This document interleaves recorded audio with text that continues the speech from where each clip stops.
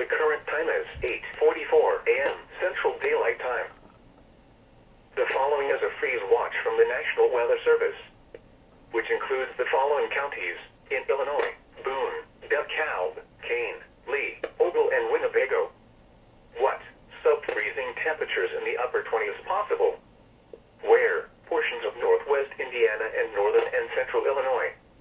When? From Tuesday evening into Wednesday morning.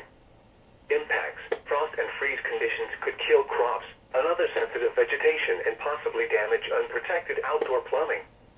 Additional details: sub-freezing temperatures in the upper 20s and lower 30s are again possible Wednesday night. Take steps now to protect tender plants from the cold. Exposed outdoor water pipes and hoses should be wrapped, drained, or allowed to drip slowly. Those that have in-ground sprinkler systems should cover above-ground pipes to protect them from freezing. Now here is the hazardous weather outlook for portions of north-central Illinois.